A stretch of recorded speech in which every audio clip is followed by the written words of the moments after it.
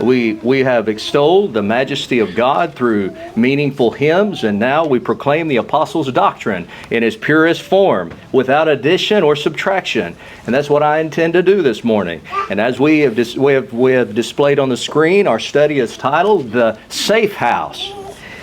And in this message, we will show why every human being needs to be a member of the Church of Christ and what separates the church from denominationalism. And I hope that you'll be patient because I'm going to speak in Spanish as well. So it's going to make the sermon a little bit long. So if you can be patient with me, I appreciate it very much. And for the Lord, that's what we're here to, who we're here to serve. Es una bendición estar aquí esta mañana y poder ver a cada uno de ustedes. Le extendemos una calurosa bienvenida a esta asamblea del pueblo de Dios. Hemos ensalzado a la majestad de Dios a través de estos himnos significativos y ahora nos toca proclamar la doctrina de los apóstoles en su forma más pura, sin adiciones, sin disminuciones. Y eso es lo que pretendo hacer esta mañana. Como puede ver en la pantalla, nuestro estudio es La Casa Segura. Lo he titulado La Casa Segura. En este mensaje mostraremos por qué todo ser humano debería de ser miembro de la Iglesia del Señor y qué es lo que distingue la Iglesia de Cristo del denominacionalismo. We live in a dangerous world, and so sometimes we see modern day fenced communities with security gates and guards and surveillance cameras, houses that are supposed to be a safe haven from the danger outside. We build walls with barbed wire on the top, broken glass so that no one can enter, and we establish security systems, all in the pursuit of safety and protection. But in the sacred scripture, we have several safe houses mentioned. And we're going to begin in the city of Jericho, the ancient city whose formidable walls famously withstood numerous sieges. Lived a harlot by the name of Rahab. She knew destruction was coming. The Israelite spies that she protected, they told her over in Joshua Chapter 2, verse 18, Behold, when we come into the land, thou shalt bind this line of scarlet thread in the window which thou didst let us down by. And thou shalt bring thy father and thy mother and thy brethren and all thy father's household home unto thee. And it shall be that whosoever shall go out of the doors of thy house into the street, his blood shall be upon his head, and we shall be guiltless. And whosoever shall be with thee in the house, his blood shall be on our head, if any hand fall upon him.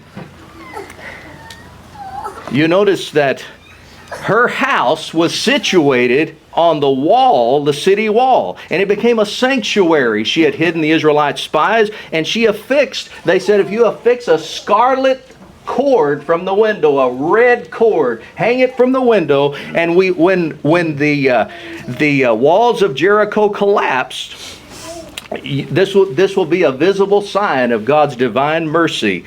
And the Israelite soldiers, when they invaded the city of Jericho, the walls did collapse, and they invaded the city of Jericho, pillaging and killing everyone in sight. When they came to Rahab's house, which was very interesting, and according to some archaeological what I read, archaeological finds, they found the city of Jericho, the walls fell flat, just like the Bible said, they didn't fall inward. And it's interesting that there's a part of the wall that didn't fall, and they believe that that's the part where Rahab's house was. Just like the Bible specifically said that her house was spared. And anyone inside that house that had the scarlet cord hanging from the window was safe. It was a safe house. Everyone outside the house was in danger, but if you were in the house, you were safe. Las Sagradas Escrituras, vivimos en un mundo peligroso. Y en ocasiones vemos comunidades modernas con entradas de seguridad, con guardias, cámaras de vigilancia, casas que supuestamente constituyen refugios seguros frente a los peligros exteriores. Levantamos muros con alambre de púas y vidrios incrustados encima de los muros. Cerramos las puertas con llave, instalamos sistemas de seguridad, todo en aras de protección y seguridad. Las Sagradas Escrituras hacen referencia a varias casas seguras en la antigua ciudad de Jericó, cuyas formidables murallas resistieron numerosos asedios. Vivía Rahab la ramera. Ella sabía que la destrucción era inminente, y los espías israelitas a quienes protegió le dieron una instrucción clara. En Josué capítulo 2 versículo 18 dice la palabra del Señor, dice: he aquí, cuando nosotros entremos en la tierra, tú atarás este cordón de grana. Grana es color rojo, ¿no? Escarlata. Este cordón escarlata a la ventana por la que nos descolgaste, y reunirás en tu casa a tu padre y a tu madre, a tus hermanos, a toda la familia de tu padre. Cualquiera que saliere fuera de las puertas de tu casa, su sangre será sobre su cabeza, y nosotros sin culpa. Mas cualquiera que se estuviere contigo que estuviera en casa contigo, su sangre será sobre nuestra cabeza si mano le tocare. Eso es interesante. Como ustedes pueden ver, su casa, construida sobre la misma muralla de la ciudad, se convirtió en un santuario gracias a esa señal visible de fe y misericordia divina, es decir, el cordón carmesí que colgó ella en su ventana. Y cuando los muros de Jericó finalmente colapsaron, las tropas israelitas invadieron la ciudad, destruyendo y matando y saqueando todo a su paso. Llegaron a la casa de Rahab y seguía intacta en esa sección. Toda la muralla se había caído, pero parece que esa casa quedó intacta ahí en el muro, que no se cayó. Interesante que ellos vieron ahí ese cordón carmesí en la ventana, y ellos al divisar los soldados ese cordón escarlata, se detuvieron y preservaron esa casa, y todos los que estaban dentro de esa casa no fueron matados. La casa de Rahab era una casa segura. Si ustedes estuvieran en esta casa, estaba protegida. Similarly, in the land of Egypt, the night of the Passover, God was about to execute judgment on the land through the final plague, the death of the firstborn. And only those within the protected confines of a house marked by the blood of the Lamb were spared. It says in Exodus chapter 12, verse 13, and the blood shall be a token for you, shall be to you for a token upon the house where ye are. And when I see the blood, I will pass over you, and the plague shall not be upon you to destroy you when I smite the land of Egypt. It's interesting that God declares that when he saw the blood that was on the doorpost, the blood that was on the lintel, it served as a divine sign of security and safety for the Israelites from judgment. If you were in that house, you were safe. When God came over destroying all the firstborn of the land of Egypt, if you were in the house, you were safe. All through the land of Goshen, the houses that had blood on the doors, they were protected. The blood of the Lamb. You know, this ancient narrative, it echoes with typological significance. The true security is only found in the church, the house of God. Today, the house of God is, as it says right here in 1 Timothy 3:15, what is the house of God? It says the house of God, which is the church of the living God. That's what the house of God is. It's the church. And the church that Jesus Christ's blood, it's a safe house that was purchased with his blood. It's a safe house. It's been marked by the precious blood of the Lamb of God. In Ephesians chapter 5, verse 25, we read these words. He says, husbands, love your wives, even as Christ also loved the church and gave himself for it, making her the ultimate sanctuary for all who believe. You're in this house, you're safe. In Acts chapter 20, verse 28, it says, again, he says, the church of God, which he hath purchased with his own blood. That's the most wonderful characteristic of the church of Christ. There is no greater price that could have been paid. It would be impossible for me this morning to exaggerate to you the the importance of this idea. The bright and shining star of heaven. He stepped down to the earth. He poured out his lifeblood to purchase the New Testament church. And that makes that church very special. I'm going to say a little in English and Spanish. De manera similar en la iglesia, en la tierra de Egipto, durante la noche de la primera Pascua, Dios estaba a punto de ejecutar juicio sobre la tierra mediante la última plaga, la muerte de los primogénitos. Solo quienes se encontraban dentro de los hogares marcados con la sangre del Cordero fueron preservados. Dice Éxodo capítulo 12, versículo 13. Dice: y la sangre os será por señal en las casas donde vosotros estéis, y veré la sangre, dice Dios, y pasaré de vosotros, y no habrá en vosotros plaga de mortandad cuando hiera la tierra de Egipto. Todos los que estuvieran en esa casa, pues estaban salvos. Si la sangre, tenían que poner sangre en el dintel y en los postes de la puerta, y eso sirvió como señal divina que garantizaba la protección de los israelitas en esa noche de juicio, mientras el llanto inundaba a Egipto, todas las muertes de los primogénitos. Pues quienes se refugiaron en esas casas protegidas con la sangre del Cordero, esos israelitas en la tierra de Gosén, pues ellos estaban refugiados, protegidos por la sangre del Cordero, y estaban completamente a salvos. Estas narrativas antiguas resuenan con un profundo significado tipológico. Escúcheme bien, la verdadera seguridad solo se encuentra dentro de la casa de Dios, que es la iglesia. Dice la Biblia aquí en primera Timoteo 3:15, dice la casa de Dios, que es la iglesia del Dios viviente. Y hermanos y amigos, tenemos que estar en esa casa. La iglesia que Jesús edificó es una casa segura.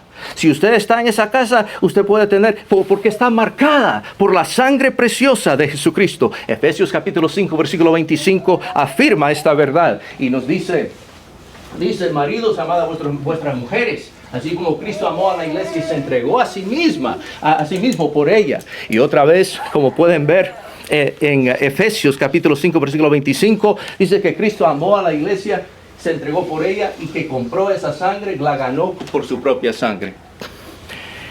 Esa es la característica más sublime de la iglesia del Señor Jesucristo. No hay un precio mayor que el que se pagó por ella. Imagínense, la estrella resplandeciente del cielo descendió a esta tierra, derramó su sangre para poder comprar la iglesia del Nuevo Testamento. Entonces, ¿es importante la iglesia? Fue comprada por la sangre de Cristo. ¿Cómo que no va a ser importante? Y solamente en esa casa usted puede encontrar seguridad. Así como la casa de Rahab fue protegida por el cordón de escarlata, y como las casas de la Pascua fueron resguardadas por la sangre del Cordero en los postes, hoy la iglesia de Cristo es la auténtica casa segura, porque ha sido marcada por la sangre carmesí del Cordero de Dios. Este es nuestro refugio fiable, construido sobre el cimiento de Jesucristo mismo, donde hallaremos verdadera seguridad y amparo definitivo para nuestras almas y vida inmortal. Just as Rahab's house was protected by the crimson thread, and just as the Passover houses, anyone inside that Passover house where the blood was on the blood of the lamb was on the doorpost, if you were in that house when you were safe from the plague of death that passed. And so today, the Church of Christ is a safe house. It is indeed a safe house, for it has been marked by the crimson blood of the Lamb of God. It's a refuge built upon the foundation of Jesus Christ himself, wherein we will find safety and security for our souls and eternal life. So I want to share with you 3 ideas this morning about this safe house. The first idea that I want to share with you is that there is no safety outside this house. When the Lord comes from heaven, He's coming, folks, and He's coming with flaming fire to take vengeance on those who do not know God and have not obeyed the gospel of our Lord Jesus Christ.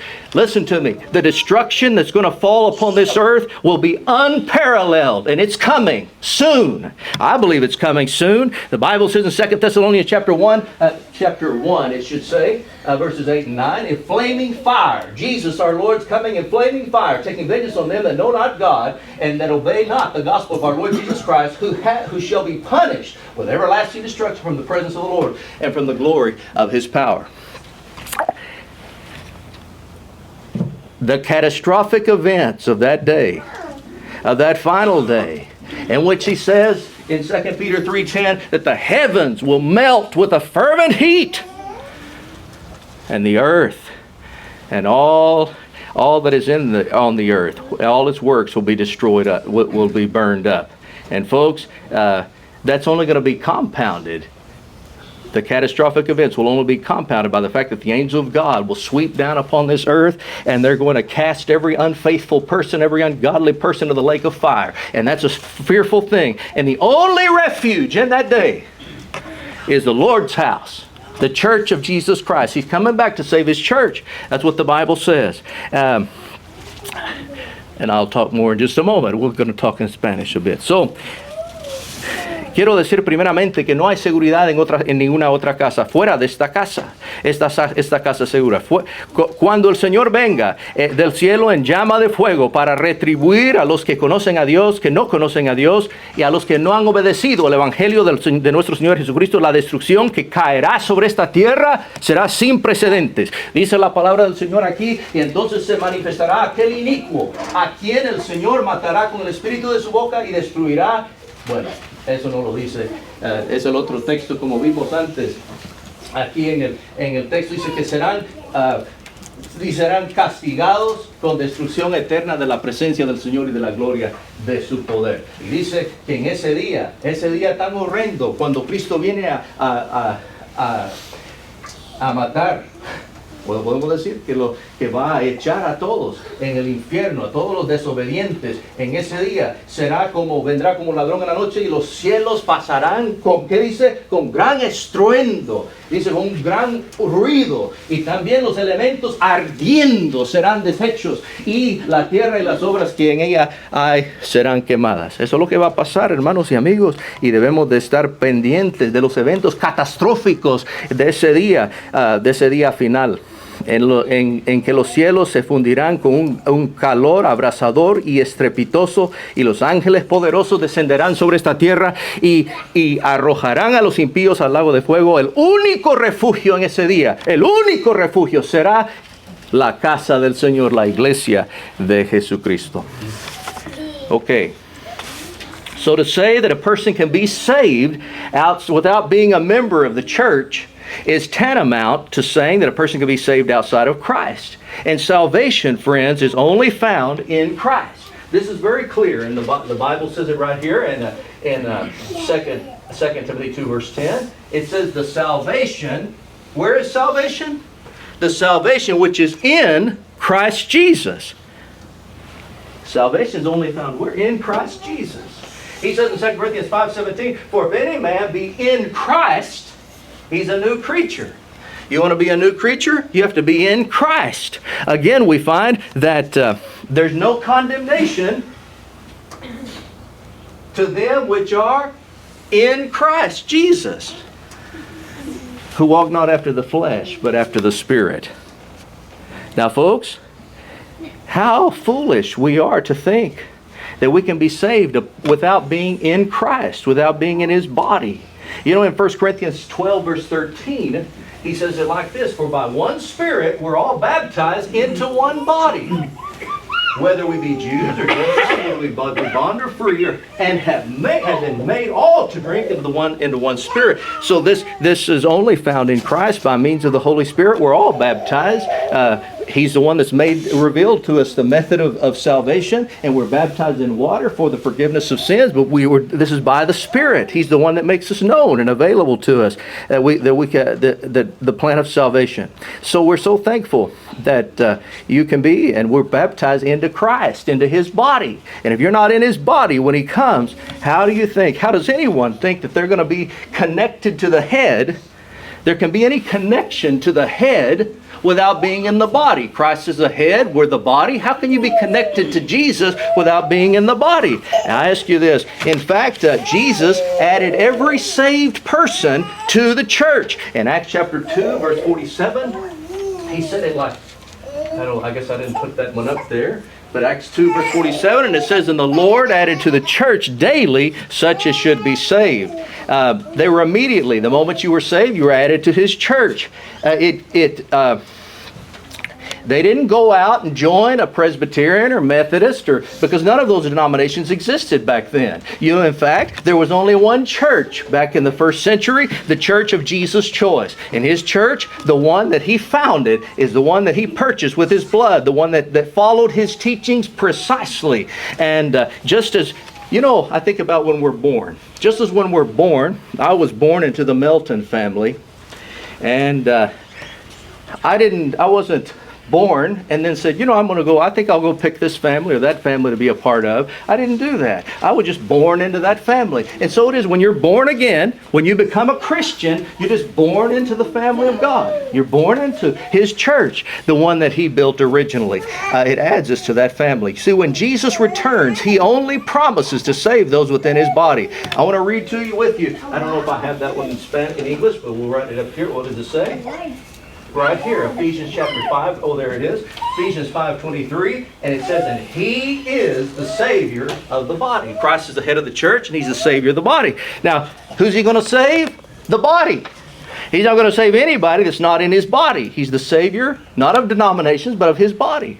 And the Jesus is returning for His bride. And the church and anyone not a member of that church will have the doors of heaven shut unto them. So dear friend, don't be deluded into believing that you can have your personal relationship with Jesus and not be a part of His church. You have to be a part of His church. And that's what we're going to talk about today. You can't be disconnected from the body. Here's my head. I want to be connected to the head. Let's say Jesus is the head, and just as my little pinky finger, if it's disconnected from the body, it can't be connected to the head without being connected to the body. So it is, you can't be connected to the head, Jesus Christ. If you're a little pinky finger, you can't be connected to the head, Jesus Christ, unless you're connected to the body. You have to be a part of the body to be connected to Jesus Christ, the head, and to be saved on that last day. Okay. Voy a hablar un poquito en español. Afirmar que una persona puede salvarse sin ser miembro de la iglesia del Señor equivale a decir que una persona puede ser salva fuera de Cristo. La salvación se halla exclusivamente en Cristo. Dice en 2 Timoteo, estos versículos que acabamos de ver, 2 Timoteo, capítulo 2, versículo 10, dice la salvación. ¿Dónde está la salvación? Que es en Cristo Jesús. Ahí está la salvación, en Cristo. Solo estando en Él somos, dice, si alguno está en Cristo, ¿qué es? Nueva criatura. Si usted quiere ser nueva criatura, tiene que estar en Cristo. En Cristo uno se vuelve nueva criatura. Romanos 8:1 dice, pues ninguna condenación hay para quienes. Los que están en Cristo. Tiene que estar en Cristo. Estar en su cuerpo. Estar en Cristo es estar en su cuerpo. Usted tiene que estar en ese cuerpo. 1 Corintios capítulo... ¿Qué necios es pensar que podemos ser salvos al margen de la iglesia? 1 Corintios capítulo 12, versículo 13. Dice, porque por un solo espíritu todos fuimos bautizados en un cuerpo.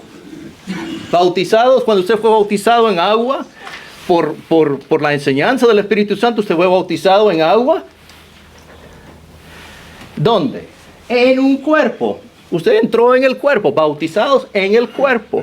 Eso es lo que pasa. Usted entró en Cristo al momento de bautizarse. Qué interesante, porque ¿acaso puede alguna persona tener una conexión con la cabeza? Cristo es la cabeza, ¿no? ¿Cómo podemos tener conexión con la cabeza sin formar parte del cuerpo? De hecho, es Jesucristo mismo quien añade a los salvos a su iglesia. En Hechos capítulo 2, versículo 47, en el mismo momento de la salvación, fueron añadidos a la iglesia. Eso lo dice aquí. Vean conmigo. ¿Qué dice? Bueno, vamos a ver si lo puedo encontrar. Pues no sé qué pasó, pero ahí dice en Hechos 2:40, ahí está. Y el Señor añadía cada día a la iglesia los que habían de ser salvos. Eso es lo bonito. Al momento de ser salvos fueron añadidos. Cristo los añadió ¿a qué iglesia?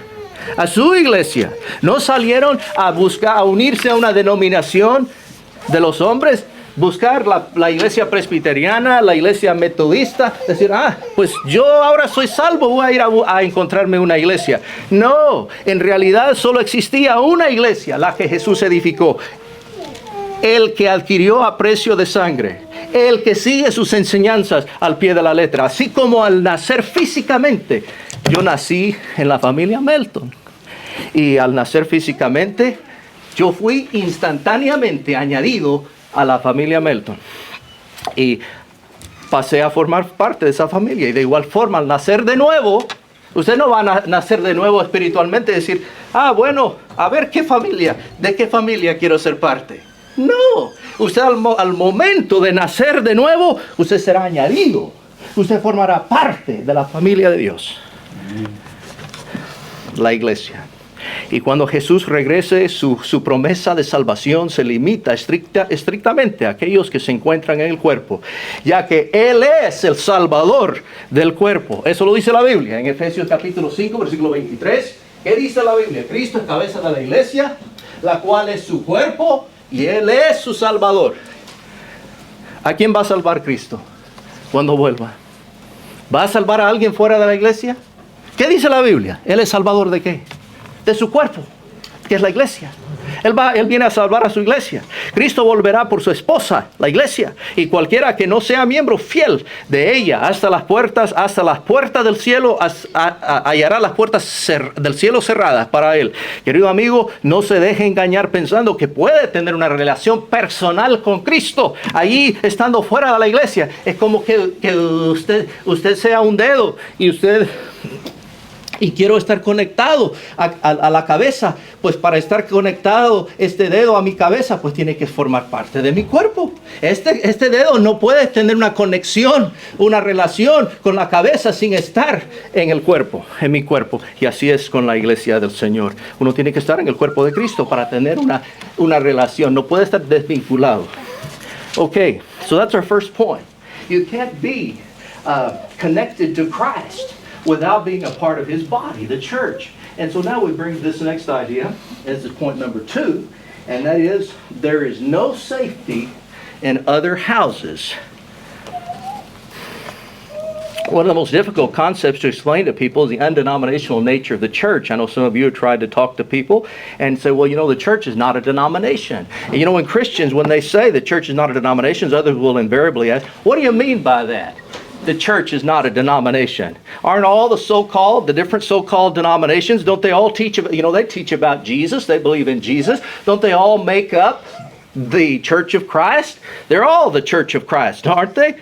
In fact, listen to me, friends, these denominations, they're not part of the church. They're actually denominations. And what is a denomination? Well, I want to share with you 3 attributes of denominationalism. And I want to show you that the Church of Christ that meets here is not a denomination. And I'm happy to say it doesn't fit the definition. So we're going to look at what a denomination is and why we're the Church of Christ. We're not a denomination. Una de las ideas más difíciles de explicar a las personas es la naturaleza no denominacional de la Iglesia de Cristo. Cuando los cristianos dicen que la Iglesia de Cristo no es una denominación, y usted seguro le ha dicho a una persona, la Iglesia no es una denominación, pues muchos quedan sorprendidos. ¿Qué significa eso? ¿Acaso no son todas estas denominaciones, las diferentes organizaciones que enseñan de Jesucristo? ¿Acaso no son todas esas iglesias la iglesia de Cristo? ¿No forman ellos, todas ellas, la iglesia de Cristo? Y la respuesta contundente es no. por más buenas intenciones que tengan, no son iglesias de Cristo, sino que por definición son denominaciones. ¿Y qué es una denominación? A continuación, permítanme compartir 3 atributos del denominacionalismo que demuestran por qué manera la iglesia es única. ¿De qué manera la iglesia es única? Y no encaja en absoluto en la definición de denominación.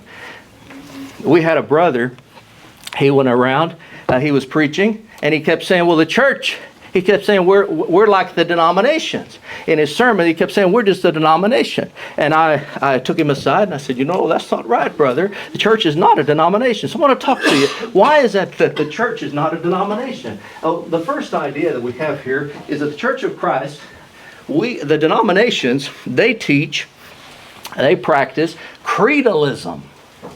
Creedalism is the concept that legislative power resides within the church.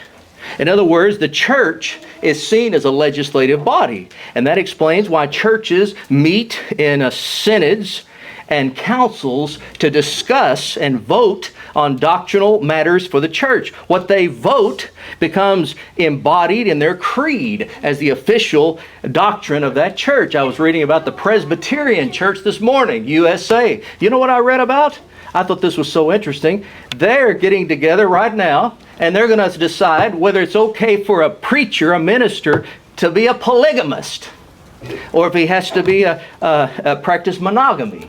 They're going to decide on that to see if that's what their church is going to accept, And why can they do it? Because they believe the church is a legislative body. In contrast, the Church of Christ that we read about in the Bible had no legislative power. In fact, there's only one lawgiver, and that is Jesus Christ. He said there is one, this is James 4:12, there is one lawgiver who is able to save and to destroy. And who is that? Well, that's Jesus Christ. And dear friends, there are many passages I could read about that.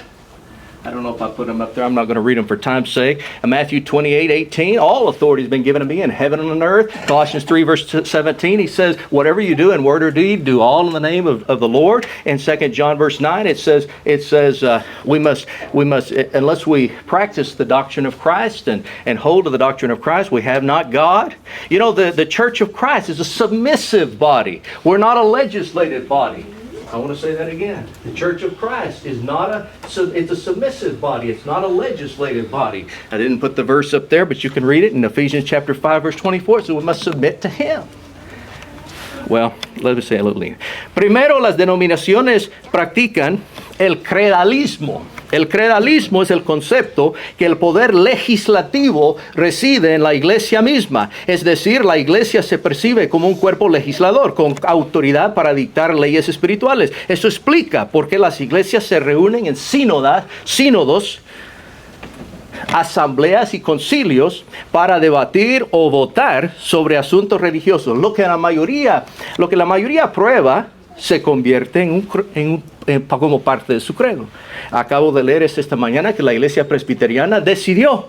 La iglesia presbiteriana está hablando ahorita para ver si está bien que un predicador, un ministro, que practique la poligamia. Ellos van a decidir si para la iglesia de ellos es aceptable que él practique la poligamia. ¿Qué cosa? Pero eso es lo que están haciendo. Y eso va a formar, si ellos deciden que sí, van a tomar un voto. Si deciden que sí, pues esa va a ser la regla oficial de su denominación. Pero mire, la iglesia de Cristo no es así. Qué diferentes somos nosotros. La iglesia bíblica no tiene ningún poder legislativo. Hay un solo legislador. Mire lo que dice la Biblia. Aquí está. Vamos a ver si lo encuentro. Ahí está. Uno solo es el dador de la ley. ¿Cuántas personas da la ley para la iglesia de Cristo? Uno solo es el dador de la ley. Y ese es Jesucristo nuestro Señor. Un solo legislador y su nombre es Jesús. Y como dice Santiago 4:12, Mateo 28:18, no hay poder, no hay otra autoridad, no hay otra potestad en la iglesia, en la tierra y en los cielos que Cristo el Señor. La iglesia de Cristo es un cuerpo sumiso. Escúchenme, la iglesia de Cristo, el cuerpo de Cristo es un cuerpo sumiso, no es un cuerpo legislador. Sometemos a la cabeza todo lo que Él dice. Al visitar diferentes denominaciones de la ciudad, usted descubrirá que cada una posee su propia declaración de fe o su propio credo. Un hermano ya fallecido, él solía decir que para convertirse en miembro de la iglesia del Señor, primero tuvo que dejar la fe mormona. Y después vio que se gobernaba por los escritos de José Smith, de Doctrinas y Convenios, La Perla de Gran Precio, y luego se unió a la iglesia bautista. Eso no era la correcta, entonces se unió a la iglesia bautista. Pero relató que al entrar en la capilla un día, al entrar ahí por la puerta, ellos tenían un pancarta ahí, tenían una lista en la pared del vestíbulo, los artículos de fe. Ahí estaban todos los artículos de fe de la iglesia bautista. Y al empezar a leer ahí, al contratar estas declaraciones con la Biblia, descubrió que varias contradicciones entre lo que decía ahí y la Biblia eran aparentes, eran flagrantes. Comprendió que seguían un credo humano. Y en la actualidad el mundo religioso está fragmentado en miles de denominaciones. Cada una compite con su propio credo. Esto genera una tremenda confusión, dando lugar a cientos de supuestos planes de salvación diferentes. Qué hermoso es saber que la iglesia de Cristo no encaja en esa confusión. La iglesia de Cristo no sigue ningún credo, sino a Cristo, ninguna doctrina. Y lo puse aquí. La iglesia de Cristo no tiene otro credo que Cristo. No tiene otro libro fuera de la Biblia. Ninguna otra ley más que el amor y ningún otro nombre que el divino. Así es, hermanos. Imagínense que cada una de estas miles de denominaciones, yo creo que hay 1000 denominaciones hoy día. Imagínense que cada una de ellas tiene su propio credo, su propio plan de salvación. Es decir, que han producido miles, más de 1000 planes de salvación en el mundo. Hay más de 1000 confesiones de fe. A diferencia de estas denominaciones, el único credo que de la iglesia que encontramos en el Nuevo Testamento es el inmutable Evangelio de Cristo. Eso dice Romanos capítulo 1:16, dice, porque no me avergüenzo del Evangelio, porque es poder de salvación. El Evangelio es el poder de salvación a todo el que cree, al judío primeramente y también al griego. Ahí está, Marcos 15:16, y les dijo, ir por todo el mundo y predicar que el Evangelio a toda criatura, el que creyere y fue bautizado será salvo, mas el que no creyere será condenado. Okay. Well, I want to talk to you about this in English as well. If you visit the different denominations here in town, you're going to discover that one has a statement of faith or a creed. Every one of them have a statement of faith or a creed. A brother that's now passed away, he told me that before becoming a member of the Lord's Church, he was a member of the Mormon faith, which is governed by the writings of Joseph Smith, such as Doctrines and Covenants and the Pearl of Great Price. And he joined, then he said that was wrong, so he joined the Baptist Church. And he said that as he walked in the doors, this was interesting, he said he walked in the doors, he said they had their articles of faith. They're posted on the wall. And he said he would go up and he would start reading those articles of faith. And he said he found several things that those articles of faith said that were different than what's in the Bible. And so he said, well, that can't be right. And so he began to notice those things, and he realized that what they were following was not the Bible. They were following that human creed. You see, there are so many denominations today, there are about 1,000 different groups, religious groups today, and each one has its own creed. Think about that. 1,000 churches.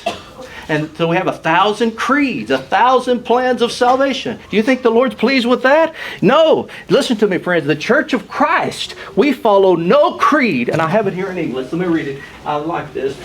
We follow no creed but Christ, no book but the Bible, no law but love, and no name but the divine. We don't follow anything beside the Bible. We have no creed, no articles of faith. Say, well, this is what the Church of Christ believes. No, you take up a copy of the Bible, and that's what we believe. That's our faith right there.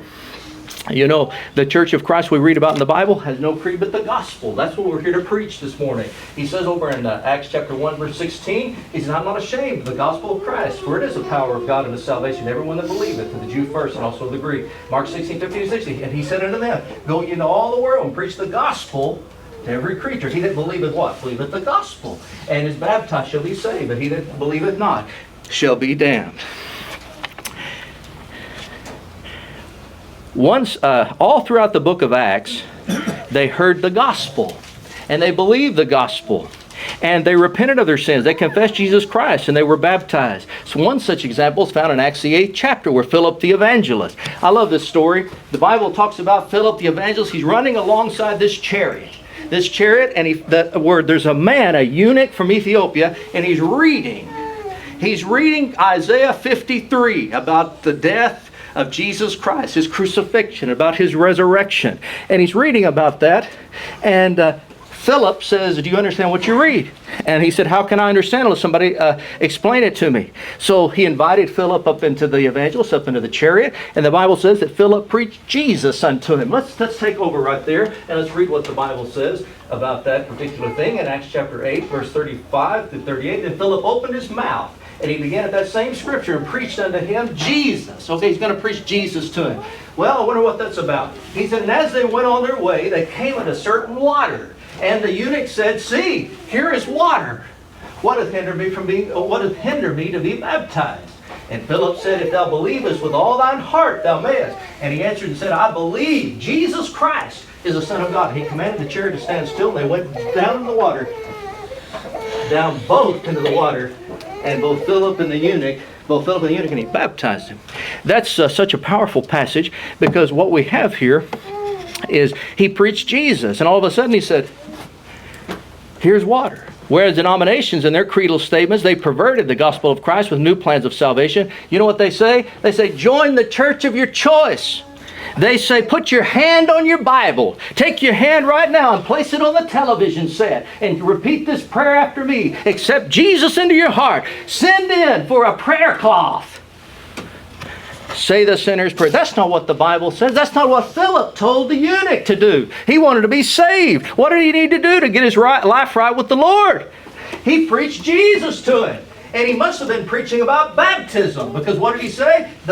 He's preaching Jesus, and all of a sudden he says, well, here's water. Why can't I be baptized? So he must have been preaching baptism. When you preach Jesus, you preach baptism.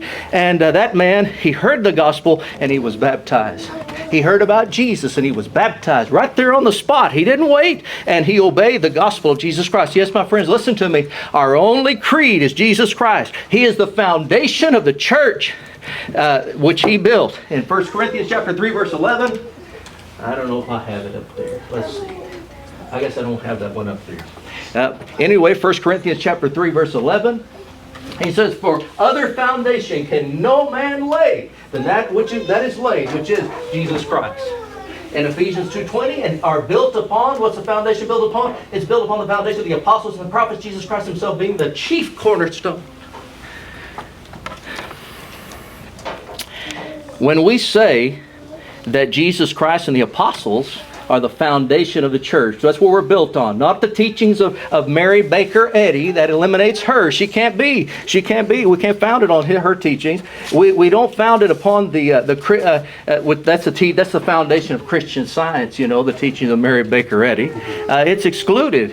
It also excludes John Joseph Smith. That's what the Mormon Church is based upon. It's the foundation of that church. Neither is the Church of Christ built on the teachings of John Wesley, which is the founder of Mormonism, one of the founders, and William Booth. He's credited with the creation of the Salvation Army.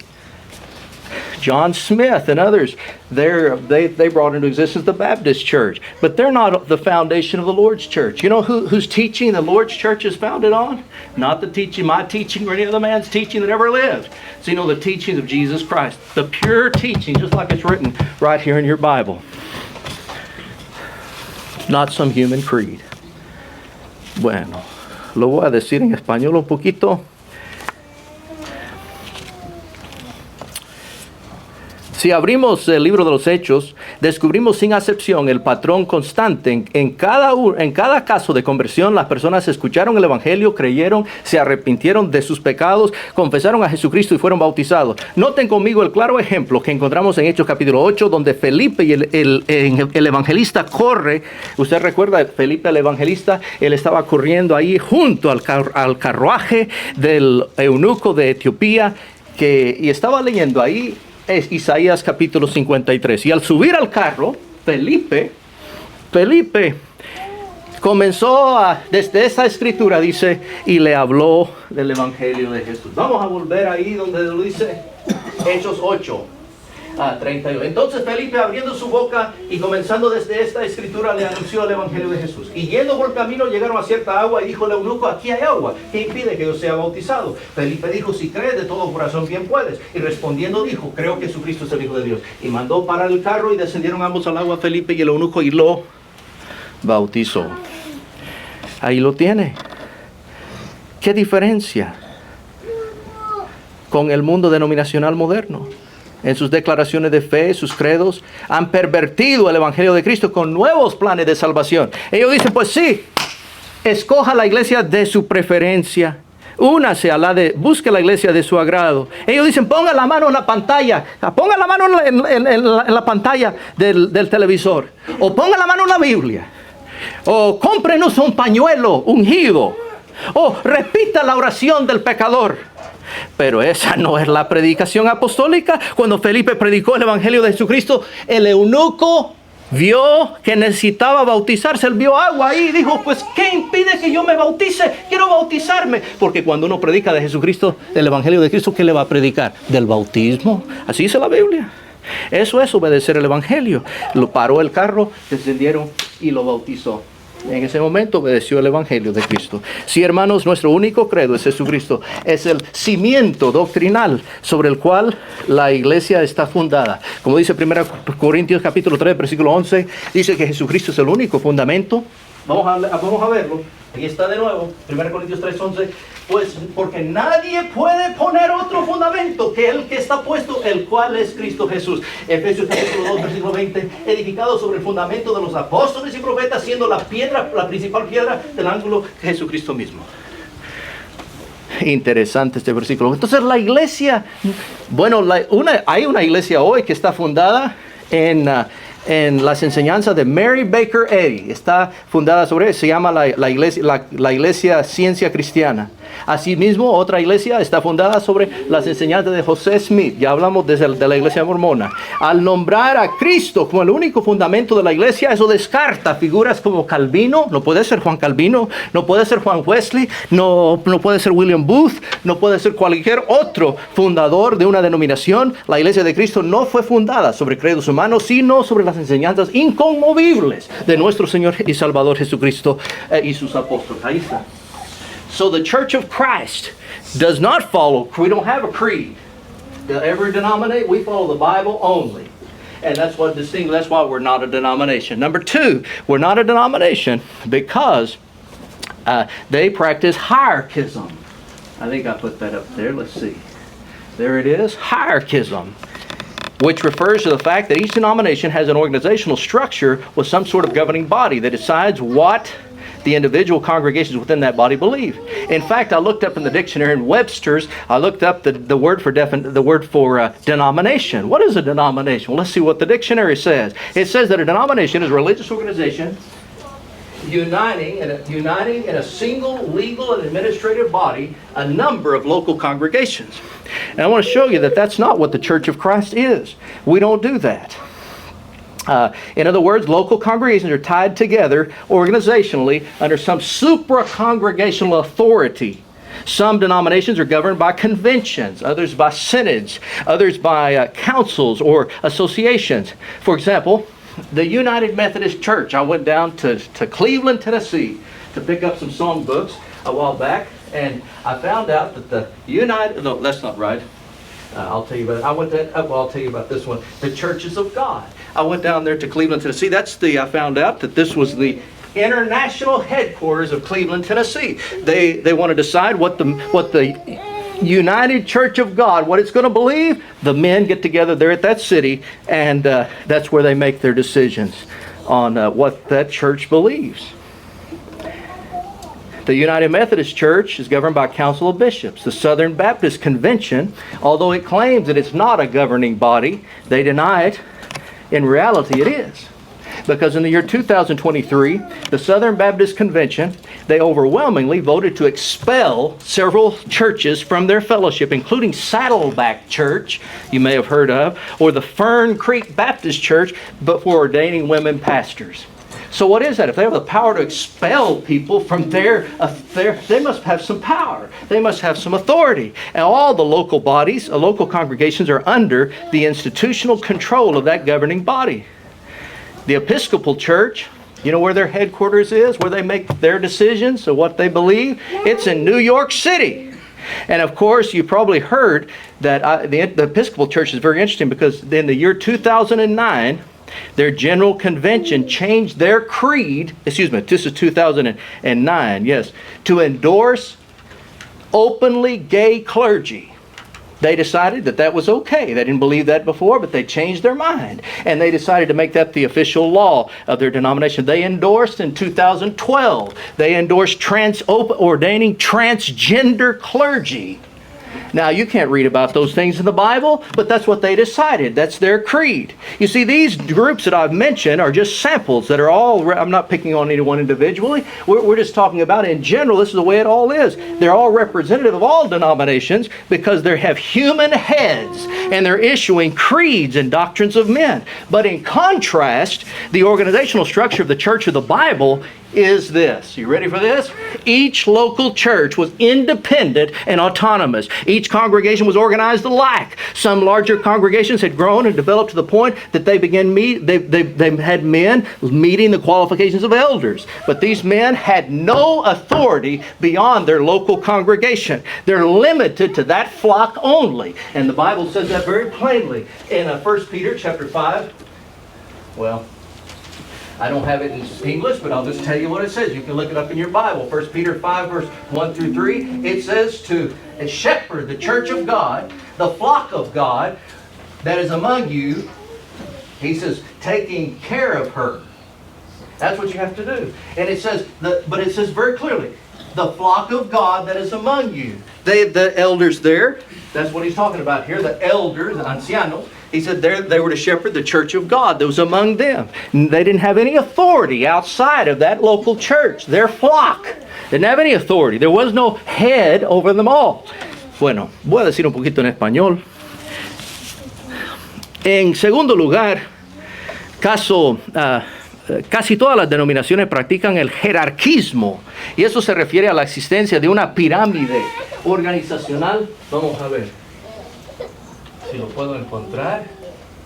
Sí, ahí está. Ahí está. Bien.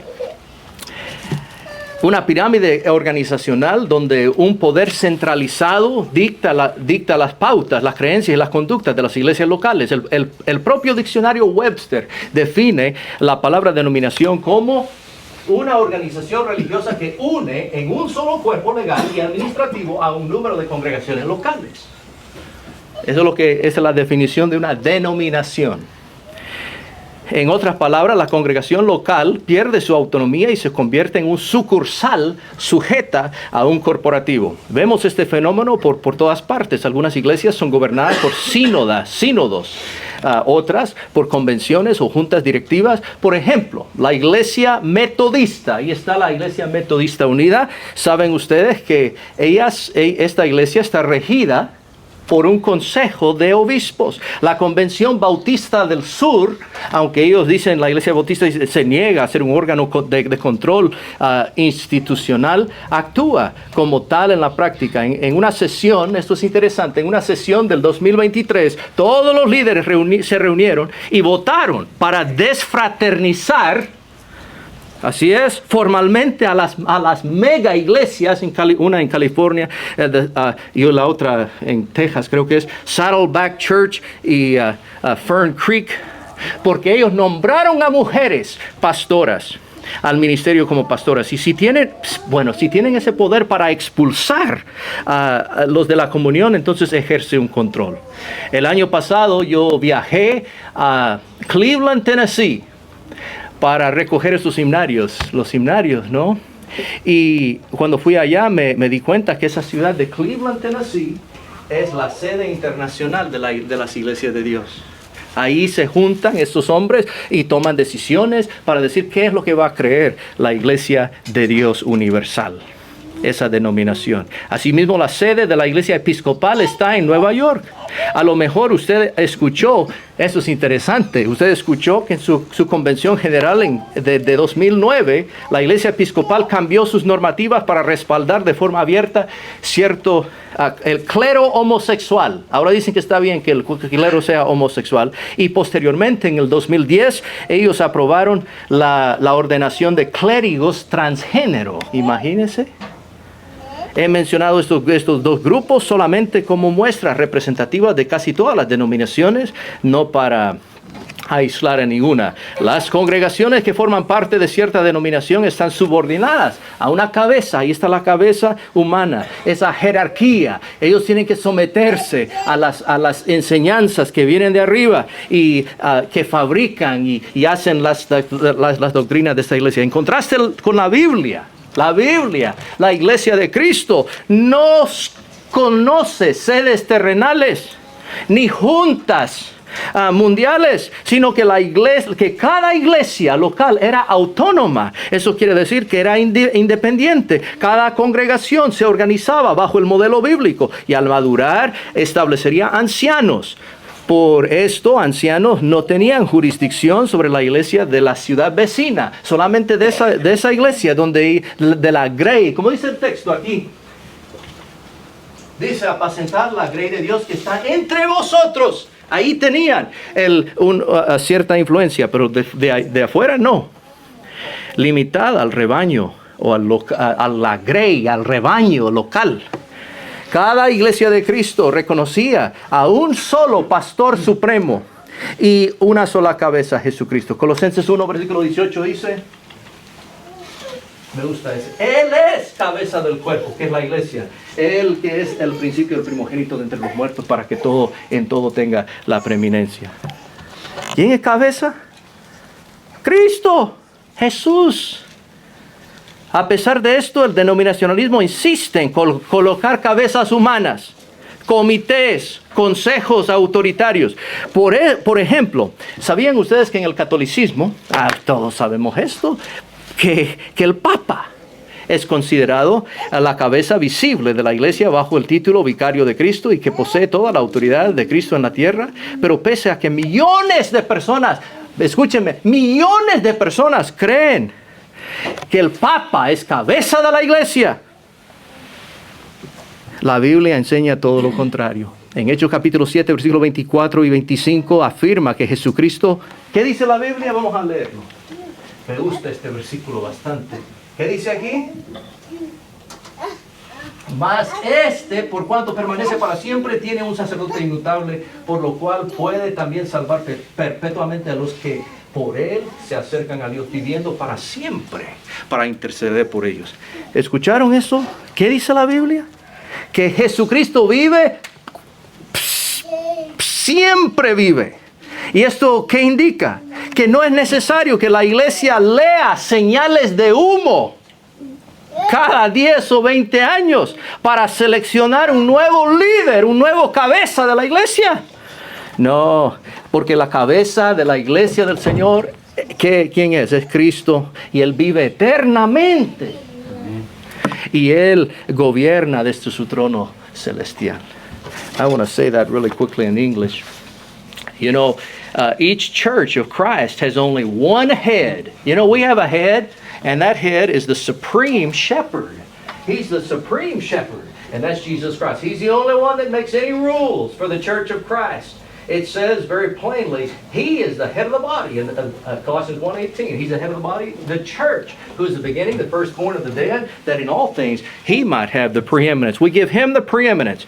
And folks, It's quite common today, even though Jesus is the head of the church, it's quite common today for, as we've already noticed, for denominations to have some committee that serves as a head of their denomination. For example, according to the Catholic faith, you all know the Pope is the head of that denomination. He's the vicar of Christ. He's the one that's he is Christ on the earth, they say. Now listen, friends, he's the head on the earth. But even though, hundreds of millions of people believe that the Pope is the head of the church, that's what they believe. The Bible teaches differently. Right here in Hebrews chapter 7, verse 24 and 25, but this man, who's that man? That's Jesus. Because he continueth ever, hath an unchanging priesthood. Wherefore he is able to save them to the uttermost that come unto God by him, seeing he ever liveth to make intercession for them. Now folks, I want you to think about that for a minute. He ever liveth. That means that we don't have to stop every 10 or 20 years and read smoke signals to pick out a new head for the church. You see, the head of the Lord's church ever lives. And that's the church I want to be a part of. We're all going to follow our head. He lives now. He lived 100 years ago, and he'll always live to be the head of the church and no other head. And so each autonomous congregation of the Church of Christ has only one lawgiver and one head, and that's Jesus Christ. And the non-doctrinal decisions that are made, that's what the elders of the church do. They participate and kind of guide the church in making those non-doctrinal decisions if the church has developed to that point where they have elders. You know, the New Testament provides no authority for to have an administrative board or a supervisory committee to oversee multiple churches and to formulate a statement of faith. And that's why the Church of Christ doesn't join together to cooperate. The churches of Christ at different places don't get together to cooperate as a collective body to make rules that this is what we're going to believe and this is what we're going to do. For each results in an organizational essence of a denomination. And that's not what we are. In truth, local churches may only cooperate by acting concurrently as opposed to collectively toward a common end. That's our goal. Again, we have one head, only one regulatory authority, and that is Jesus Christ. And as preachers and teachers, listen to me, this is what we do. Preachers and teachers and elders, you know what we do? Other leaders, they function to ensure that everybody submit to the head. He's the one that gives the law. We always want to help everybody submit to the head. He's the one we're pointing to. And that's denominations, they have a pastor. And you know that pastor, he serves as the head of that congregation. And a lot of times he imposes his laws. He said, now listen folks, this is what we're going to believe here. This is my law. This is what we're going to believe. That's not what we do at the Lord's church. If the Bible says it, we give way to the Bible because he's the head and he communicates to us through the New Testament scripture. He's the only authority. He's the only law. And if you read it in the Bible and we don't practice it, we're going to change and we're going to follow the Bible. That's just the way it is. And Titus chapter 2 verse 15, it explains that the authority of the church, it says that elder, talking about evangelists, he says, let them speak and exhort and reprove with all authority. So they do have authority, as evangelists have authority, but only as much authority. Their authority comes from the Scriptures, pointing people to our authority, which is Jesus Christ. That's our authority. We simply tell people with boldness what our head, Jesus Christ the Lord, has ordained. Okay, lo voy a decir en español rápidamente. Thank you for your patience. I hope this is beneficial to you. We're going to talk, lo voy a decir en español. Cada iglesia del Nuevo Testamento solamente reconoce un solo pastor, una sola iglesia, una sola cabeza, que es Jesucristo. Jesucristo. Dice Colosenses capítulo 1, versículo 18. Él es cabeza del cuerpo, que es la iglesia. Él que es el principio, el primogénito de entre los muertos, para que en todo tenga la preeminencia. ¿A quién servimos? A Cristo. A pesar de esto, el denominacionalismo insiste en colocar cabezas humanas, comités, consejos autoritarios. Por ejemplo, en el catolicismo, como ya les dije, el Papa es considerado la cabeza visible de la Iglesia bajo el título vicario de Cristo y posee toda la autoridad de Cristo en la tierra. Eso es lo que dicen. Pero pese a que millones de personas creen que el Papa es cabeza de la Iglesia, la Biblia dice que Él vive ¿qué? Para siempre, viviendo para siempre, gobernando la Iglesia del Señor. La toma de decisiones no doctrinales, pues eso es lo que hacemos de forma interna en cada congregación. Los ancianos Solo se supervisan a la grey, como leímos ahí en Hechos, en 1 Pedro, capítulo, pues ya lo leímos, ahí estaba, 1 Pedro capítulo 5. Solo hay un soberano, una ley suprema, un único gobernante, que es Jesucristo. Como predicadores, maestros, ancianos y líderes, nuestra función, ¿sabe cuál es? Es que todos sometamos a nuestra cabeza. Yo voy a animarle a usted que se someta a la cabeza. Todo anciano, todo predicador, todo líder, sométase a la cabeza. Eso es lo que todos decimos. Y ahí está nuestra autoridad. La única autoridad que tenemos, a diferencia de las denominaciones que tienen un pastor y él le va a decir, él va a imponer sus leyes, él le va a imponer sus creencias y lo que, aparte de la Biblia. No. Eso no es lo que hacemos nosotros. Nuestra autoridad viene de la palabra de Dios. Como dice aquí en este pasaje, dice que hablando del evangelista, esto habla y exhorta y reprende con toda autoridad. Nuestra autoridad viene de la palabra de Dios y no de más allá de esa palabra. Nuestro deber es proclamar con denuedo todo lo que dice nuestra cabeza el Señor Jesucristo, todo lo que Él ha ordenado en las Sagradas Escrituras. Okay, so I have one more point I want to share with you about this idea. We're not a denomination because we don't follow creedalism. We're not a denomination because we don't follow hierarchism. We follow the Bible only. We only have one head, and that's Jesus Christ. And the third thing that separates us from denominationalism is that denominationalism, they encourage and endorse sectarianism, whereas which is the inevitable result of the two things we just mentioned. Hierarchism and creedalism. You know, basically, it's the solidifying of various sects. Here's what sectarianism is. Oh, let me see if I can find it. I don't know if I have it. I have it there. Sectarianism. Okay. I guess I don't have it. Anyway, sectarianism is simply the idea that the different sects or sections of professed Christianity, they are solidified on the basis of doctrinal differences. In other words, according to Webster, denominationalism is, here it is, the emphasizing of a denominational difference to the point of being narrowly exclusive. Sectarianism. You know, he defines it right there. What does he say denominationalism is? He says it's sectarianism. It is sectarianism. And folks, that's exactly right. According to, so by definition, it is sectarianism. And indeed, it's the very essence of denominationalism. In math, and you know I have a degree in math, and I taught math for many years. And one of the things that I learned in math is about a denominator. And I know you do too. You know what it does? It divides. The number on the bottom divides the one on the top on a fraction. And you know that, so to break away from the truth, you know what you're doing? You start teaching some new doctrine. You know what that does? That divides. And it creates this system called denominationalism. Any promotion of division is a work of the flesh. It's evil to the core. We don't want to promote division by teaching different doctrines. The Bible is very plain right here in this passage. In Galatians chapter 5, verse 19, among the works of the flesh, it says heresies. And it says someone that practices that cannot enter the kingdom of God. In Titus chapter 3, verses 10 and 11, it says the man that causes divisions, he says we were to note him.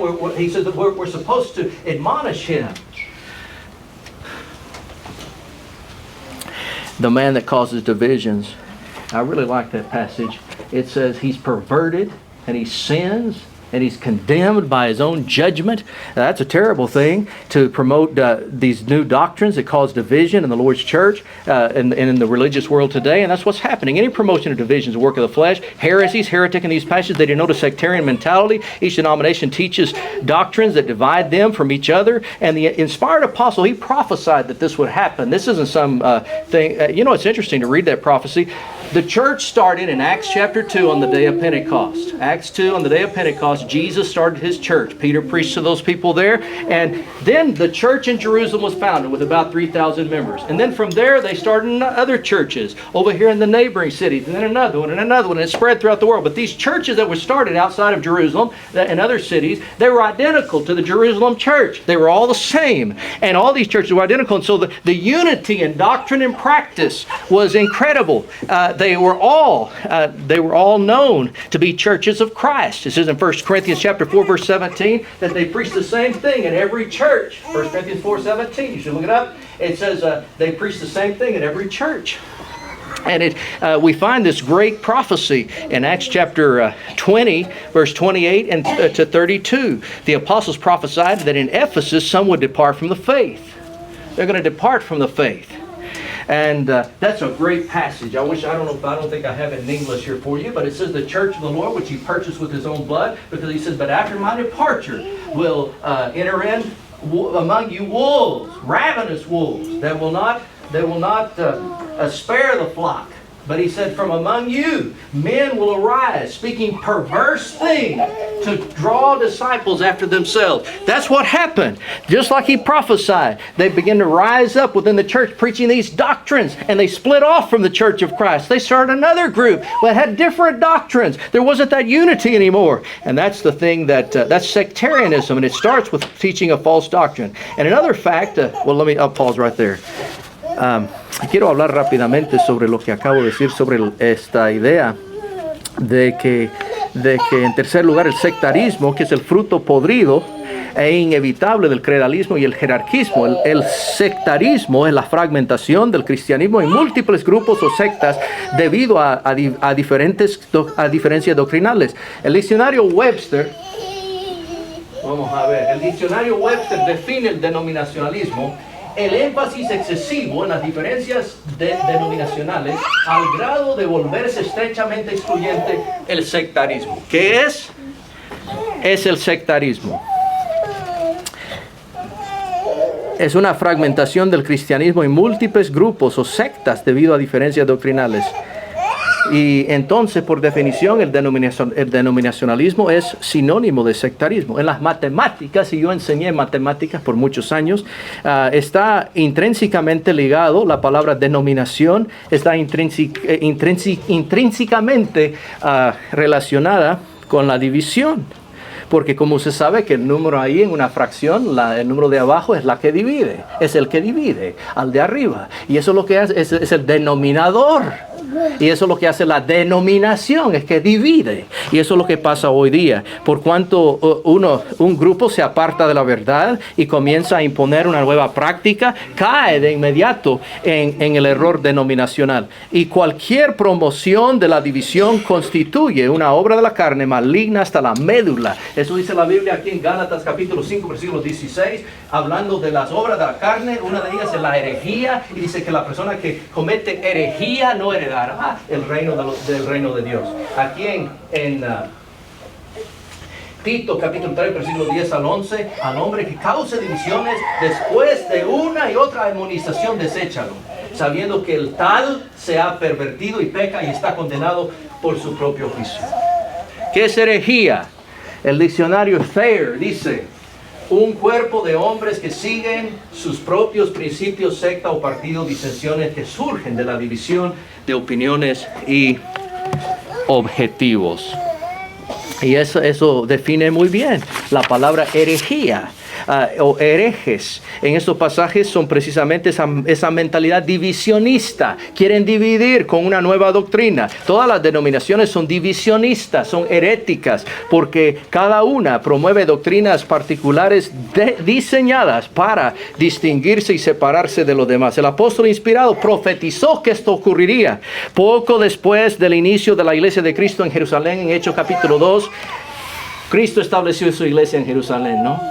Y después comenzaron una iglesia idéntica a esa iglesia, ahí en otro pueblo. Y después en otra ciudad, y otra ciudad. Muchas iglesias se formaron, pero todas eran idénticas a la de Jerusalén, a la de Cristo. Eran iglesias de Cristo, y por eso se le denomina en Romanos capítulo 16, iglesia de Cristo. Por eso el apóstol, él profetizó que esto ocurriría, que ya establecida una iglesia de Cristo, alguien levantaría de en medio de esa iglesia y empezaría a predicar doctrinas nuevas. Y allí algunas personas de esa iglesia lo seguirían y formarían otro grupo. Y ese grupo ya no era iglesia de Cristo, era una denominación. Eso es lo que pasó. Se formó la primera denominación. Y de ahí pues se ha expandido el denominacionalismo por toda la tierra. Eso lo profetizó, vamos a leerlo. Hablando de la iglesia de Cristo, la cual él ganó con su propia sangre, porque yo sé que después de mi partida entrarán en medio de vosotros lobos rapaces que no perdonarán al rebaño, y de vosotros mismos se levantarán hombres que hablen cosas perversas para arrastrar tras sí discípulos. Eso es lo que hicieron. Empezaron sus propias iglesias, pero no eran iglesias, eran denominaciones ya.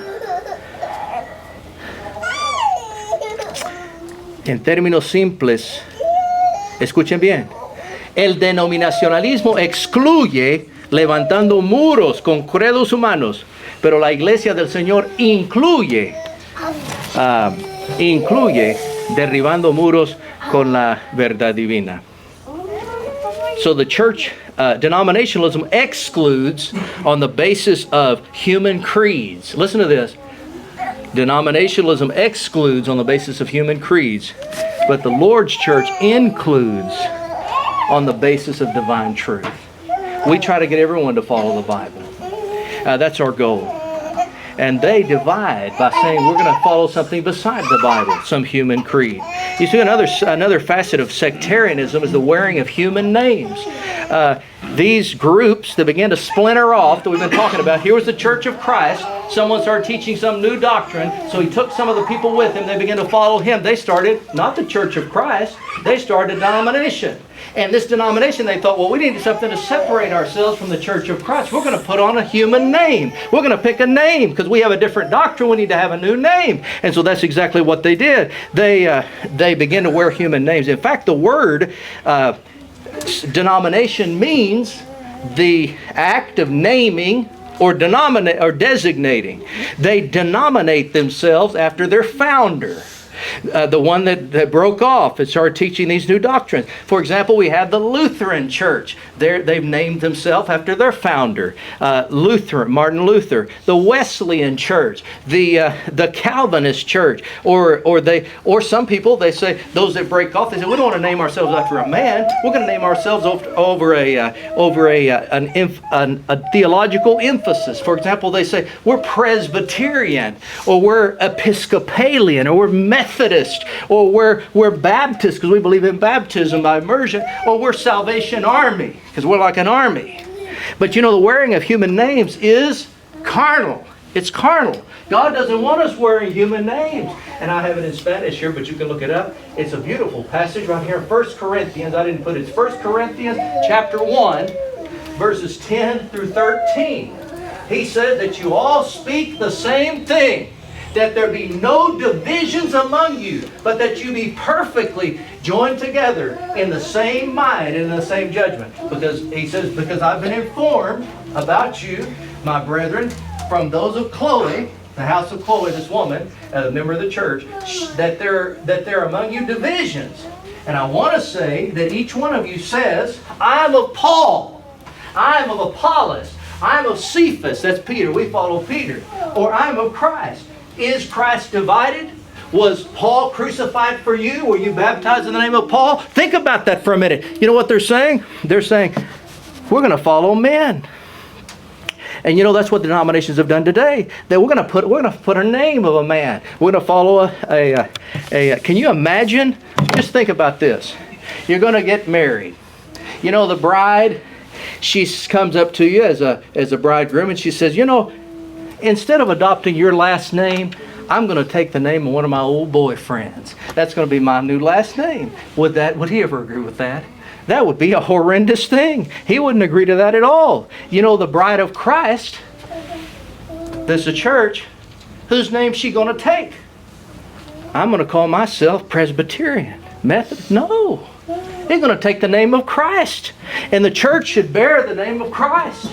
And that's what he says very plainly. Look in Acts chapter 4, verse 12. And there is no other name given among, for in no other is there salvation. Look at it. For there is no other name given among men whereby we must be saved. No other name. And that's the name of Jesus Christ. And that's the name the church has to wear. And my dear friends, since Jesus is the builder of the church, He's the foundation of the church, He's the head of the church, He's the Savior of the church, what other name could we pick? What other name could we have? We don't have to pick a name. We know the name. Because the Bible says here in Romans 16:16, it says the churches of Christ greet you. What were they called?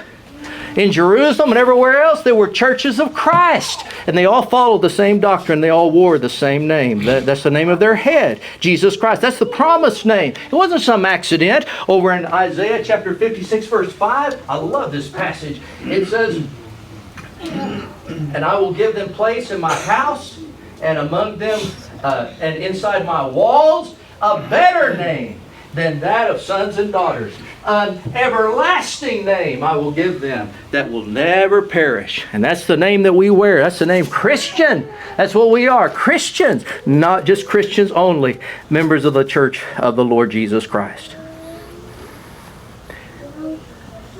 And I'll just say this, that as I wrap that part up, I want to say this.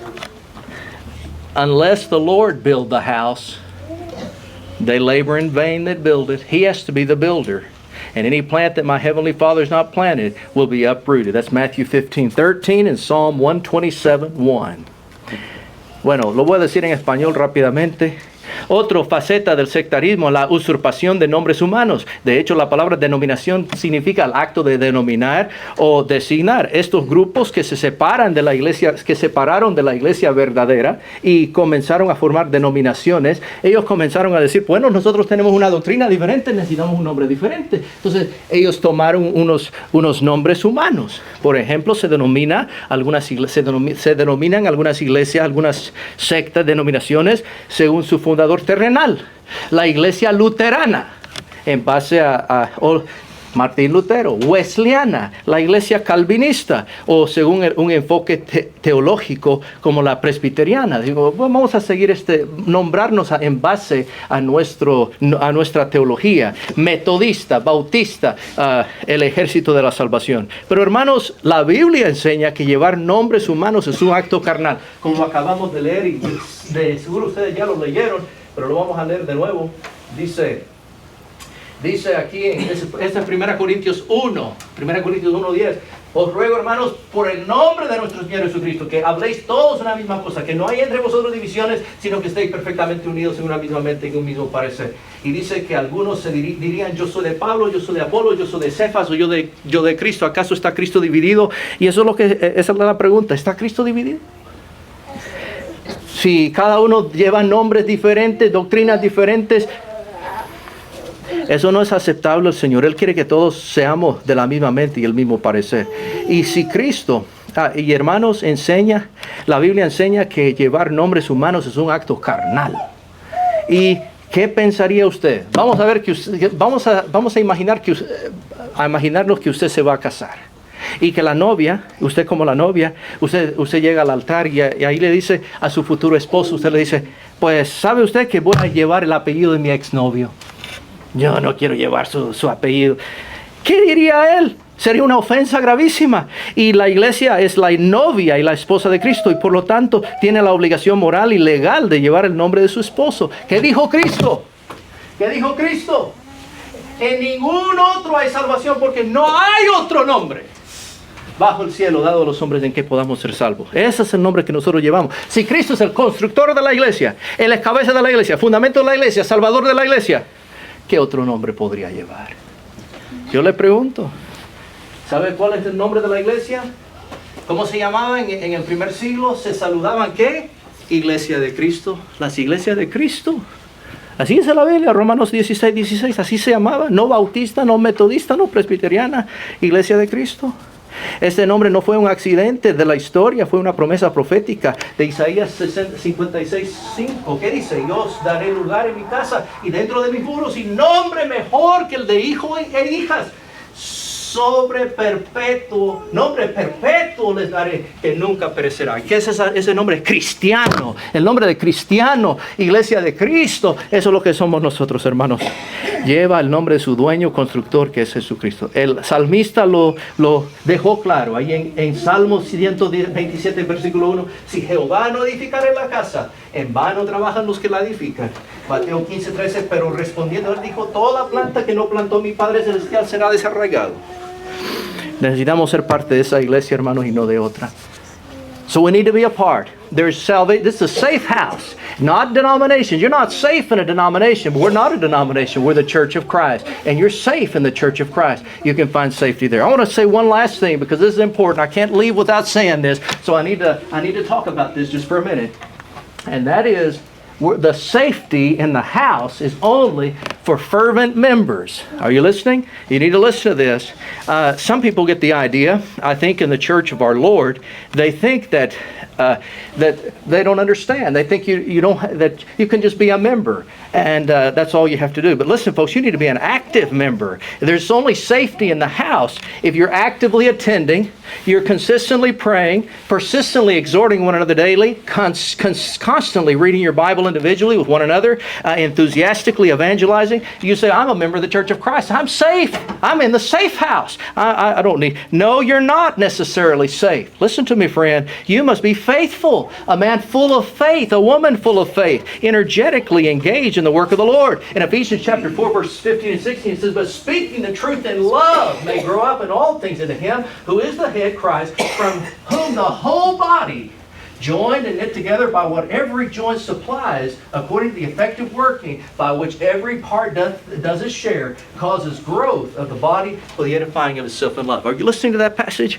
What do you have to do? You have to be an effective member. You need to be... Christ is the head and every member moves under His control. We all simultaneously grow together as we grow into the head. We're growing into the head, it says. And the only means of keeping the individual Christian intimately connected to Jesus Christ is through integration into His body as an active member. Every member must be heartedly engaged. They must be attending all the services. We must be committed to building up the Church of Christ. Don't think I'm a member of the church, I'm safe. You're not safe. You have to be actively involved. If you're not an active member, too many Christians are no longer boiling with the passion that they need for Jesus Christ. Their zeal has faded into nauseating lukewarmness. And my friends, listen to me. Jesus said it very plainly over in Revelation chapter 3, verses 19 and 20. That their zeal is faded, and if we're just passive members, minimally involved, showing up only when it's deemed mandatory, then listen, my friends, we're not supplying all that we should be. Every part's not doing its share. We all need to be pulling and for the same goal. My friends, and I don't have this one in English, but it's very plain. It says, those that I love, I rebuke and chasten. He says, look at this.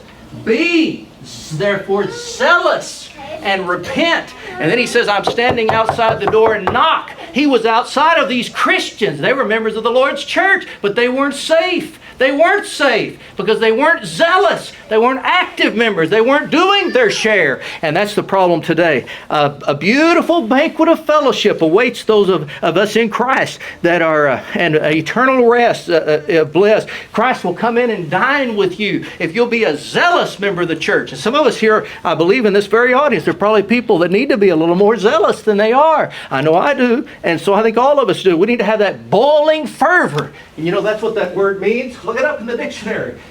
Look it up in it says to heat or to boil. That's what that word be zealous means. You need to be hot. You need to boil for Jesus and for His church. That's what needs to happen. And if you do that and you're in the Lord's house, then you're safe.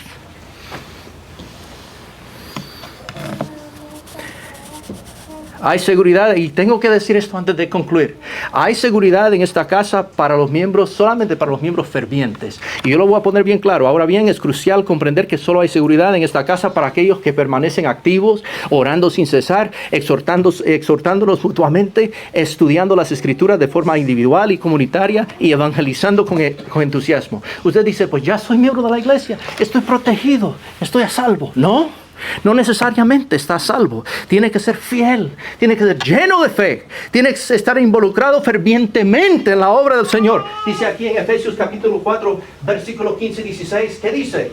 Dice, de quien todo el cuerpo, bien concertado y unido entre sí por todas las coyunturas que se ayudan mutuamente según la actividad propia de cada miembro, recibe su crecimiento para ir, ¿qué dice? Para ir edificándose en amor. ¿Qué dice? Dice ahí que tenemos que ser actividad propia de cada miembro. Tenemos que estar bien involucrados. Tenemos que cada miembro, es usted y soy yo. Tenemos que estar involucrados en esta iglesia de nuestro Señor Jesucristo. Que cada parte haga su parte. A medida que cada miembro se mueve bajo su control, crecemos simultáneamente hacia la cabeza que es Cristo. El único modo de mantenerse conectado íntimamente con Jesucristo es integrándose en su cuerpo como miembro activo. Es necesario que cada miembro se entregue a su cuerpo, cuerpo en alma, que se entregue en cuerpo y en alma a la obra, asistiendo a todos los cultos, comprometidos con la edificación del cuerpo. Demasiados cristianos ya están fervientes de pasión, ya no están fervientes de pasión por Cristo. Su celo se ha desvanecido en una tibieza nauseabunda, y si nos limitamos a ser miembros pasivos, mínimamente involucrados, asistiendo únicamente cuando los consideramos obligatorios, estamos privándonos del cuerpo, privando al cuerpo del vital aporte que podemos y debemos suministrar. El crecimiento de la iglesia depende de que usted y de que cada miembro haga la actividad de cada miembro. De eso depende la iglesia. Jesucristo advierte en Apocalipsis capítulo 3 versículos 19 y 20. Dice: y reprendo y castigo a todos los que amo. Sé pues celoso y arrepiéntete. ¿Qué dice ahí? Hay que ser celoso. ¿Qué significa celoso? Significa arder en celo. Esto es interesante. Calentarse o hervir. Eso es lo que significa celoso. Hirviendo por el Señor. Dice este diccionario griego un término onomatopéyico que limita el sonido del agua burbujeando por el calor. Así debe ser usted, burbujeando del calor. Tenemos que ser celosos. La tibieza, la falta de celo de estos miembros de la iglesia en la Odisea había expulsado a Cristo y Él estaba afuera, tocando. Ellos estaban en la casa segura, pero no estaban seguros. ¿Por qué? No estaban a salvo, porque Cristo estaba afuera. Por su tibieza lo habían echado y Él estaba ahí, tocando la puerta. Déjame entrar. Sé celoso, sé más activo. Eso es lo que estaba diciendo. Entonces, hermanos, piénselo bien. Si usted es tibio, ábrele la puerta al Señor Jesucristo. Diga hoy: quiero ser más celoso, quiero ser más entusiasta por las cosas, reavivar mi corazón con un fervor ardiente. Por lo tanto, al concluir, yo le hago un llamado directo al corazón. ¿Se encuentra usted resguardado en la casa de seguridad? ¿Ha obedecido usted el plan del Evangelio, creyendo en Cristo, arrepintiéndose de sus pecados, confesando a Jesucristo como el Hijo de Dios, bautizándose en agua para perdón de los pecados? Si usted, y en ese momento, cuando usted se bautiza, usted será añadido por Cristo mismo, no a una denominación, sino a su iglesia. Usted estará en la casa segura. Usted puede dormir tranquilo esta noche diciendo: ya soy salvo por la gracia de Dios y la sangre de Cristo. Y si usted ya es miembro de la iglesia, yo le pregunto: ¿arde su corazón por Cristo o se ha conformado con una fe a medias? Escúcheme, el único refugio inexpugnable frente al peligro venidero de la venida de Cristo es la iglesia del Señor. Y yo le amamos la iglesia de Cristo. Cristo y su cuerpo es el único refugio, y le animamos a reconciliarse con su Señor en esta tarde. Let me say it in English. So as we close, I just simply ask you, are you a member of the safe house? We've talked about this house today where you can find safety. Have you obeyed the gospel plan of salvation? Have you believed in Jesus, repented of your sins? Do you believe in Him? Are you ready to give up your sin? Are you ready to say, I believe Jesus Christ is the Son of God, like the eunuch did that we read about that was in the chariot? Are you ready to say, here's water. What hinders me from being baptized? I'm ready. Let me be baptized right now. I'm ready to be a part of, not a denomination. I don't want to be a part of a denomination. I want to be a part of the church you read about in the Bible. And if you'd like to do that today, we want to invite you to make that choice. That's the best choice you'll ever make. Then you'll be safe. You can go to bed tonight saying, I know that I've found the truth. I know that I'm a part of the Lord's church, and that by His blood and His grace, I've been saved. Not by anything I've done, but by His grace and love, I'm saved. And if you say, well, now that you're a Christian, maybe you are a Christian today. You've already been baptized. Maybe you're not the kind of Christian you need to be. You're like these people in Laodicea. You're not boiling for the Lord. You're not zealous for His cause. Well, why don't you make that right this morning? Why don't you say, I'm ready to be the Christian that I should be, because I know that I'm in the house, but I'm not saved. I'm like those people in Laodicea. They were in the Lord's house, but they weren't saved. They were lukewarm. I want to be more zealous. I want to be more active in the body of Christ. And if you need the prayers of the church, we invite you to do that. We're about to take a moment. We're going to stand and sing. I'm going to say it in Spanish, and then we'll all stand and we'll sing the song. Entonces, si hay una persona en esta tarde que quiere reconciliarse con el Señor, pues le pedimos que pase al frente mientras nos pongamos de pie y cantemos el himno de invitación.